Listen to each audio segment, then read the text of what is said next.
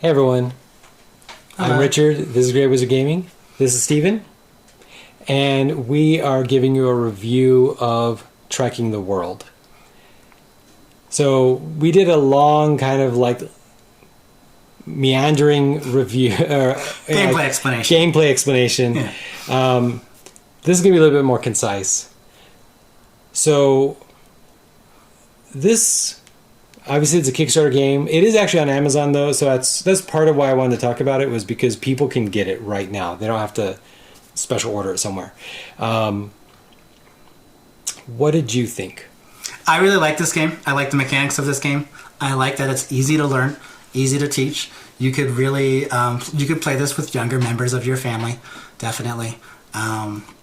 It's not a long game either. Our game lasted probably about an hour, I'd say, right? The two of us. The first one was an hour. The second one, I thought, was 30 minutes. Yeah. Okay, yeah. So second game, after knowing the rules and going over the rules, and was even quicker. So I like the theme of the game, especially right now with everyone stuck inside and how it's forcing you to travel and see these national parks. And I really like the artwork. Yeah. The artwork is fantastic on these cards. And I also like how I'm a National Geographic buff, so telling you about these locations on the back of the cards is also fantastic. It gives you a little bit of information. If there's, these are all places that, like, if I could visit all these places in my life, I would, right? Like, for sure. Oh yeah. And it tells you a little bit about these locations. So it's all, it's a very good game. Good job. I don't know if they can read the text. Is it? Oh God. Stop. Yeah.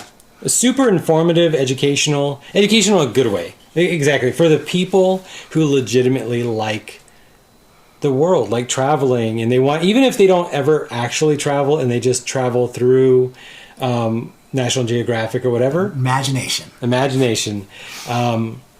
This really does kind of expose you to things that are super cool. And even though this game is so much more of kind of a gamer game than I normally would play. There's no superpowers, tentacles, dark rituals, world destruction. There's none of that. Instead, it's kind of uplifting and positive. It is still a challenging strategic game.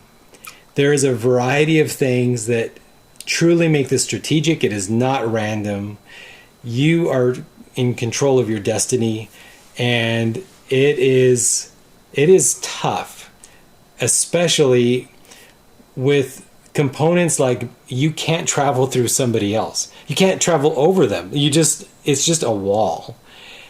That adds a huge tactical component to this game where you can say, oh, I see what they're about to do, and no. I'm putting a stop to that right now. And imagine it with 3 or 4 players. Oh, you man. could get locked into a continent. And the only way you could get out is by going to the airport. I actually almost look forward to that, because the reason why I look forward to it is if everybody's kind of getting stuck sometimes, that means you actually might acquire a surplus of cards. That's true. Because right now, you can't. When you're in 2-player mode, you are going to be spending the cards as fast as you acquire them, for the most part. That is the only other time. So if you were here and someone was here and you had cards, you couldn't use them, so you would keep those cards. Yeah. As opposed to with 2 players, you always have an exit at least. Yeah. Well, and in some cases, when I saw some good openings, I would spend multiple cards. But if I was just forced not to, then maybe I'd be like, well, I kind of wish it was open so I could go further. But I'm stuck here, so I'll just spend a 1, and maybe I'll acquire some more cards. This game is super challenging, and I don't say that just because he beat me twice in a row. I think there is a lot of different scoring components. There are enough secret things that you don't 100% know what your opponents are doing, but there's enough that if you're actually paying attention, you will have a good idea what numbers they have, what colors they have, what destinations they might be trying to go after, and you can use that as part of your strategy to either counter them or do something different so that you don't waste your time. It is super frustrating to be trying to get a destination and have somebody else take it. But if they're ahead of you, then don't even bother. I mean, obviously you can try to block them, which is, I think, also interesting. Right. Because if I knew you're getting Eiffel Tower, I could basically just hover around there and keep landing on it. And I don't know if it's worth my turn to keep, like... Yeah, what is the opportunity cost of that? What is the time investment? Yeah. But it could force you to move away, because what are you going to do too? You're just going to hang around there, like, both circling the same place? I don't know. It's pretty interesting. I do like this. I like this game. It's cool. I like learning how to pronounce some of these things, especially the Aztec names. I probably didn't actually. I only learned how to pronounce. Go back, watch the Twitch stream, tell him if he's wrong. Yeah, truly, truly. I don't even. Where's Lensois Maranhenses? I don't know. Somebody who speaks Portuguese. A little C thing with it. Lensois Maran. Is it French? Maybe it's kind of French. Lensois. Lensois. I don't know.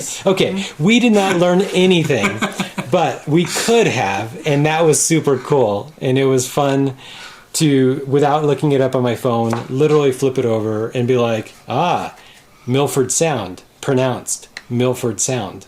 That's great. I feel so much smarter. Okay, maybe the English ones, maybe we don't need. Actually, probably some of them we do. Some do. Yeah, some of them. You know? There you go. All right. All in all, it is a tactical strategic game that will still challenge you, while at the same time you can learn it quick and you can play with all types of people, whether they're young, older. I would think most people think these places are cool. Yeah, I like this game. It also has that, like, if you've been to any of these places, and that storytelling element of, hey, this one time I went to the Eiffel Tower, and you can tell, your grandpa went to the Eiffel Tower, and he tells a story about going to the Eiffel Tower. Things like that can really enhance a gameplay experience. Yeah. Yeah. It in the inside of the box, it has this cool little message. A journey is best measured in friends rather than miles. And it says, we made this game so friends and family can gather and have fun while celebrating the joy of travel.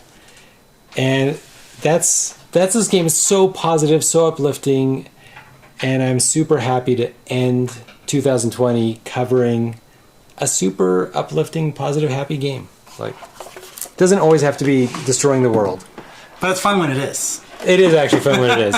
So probably next week something will be like that. But for this week, uplifting, happy fun, sharing stories. For sure.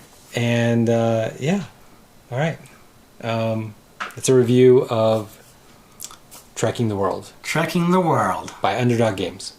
Good job, guys. Yeah. Great job. Yeah. All right. Bye, guys.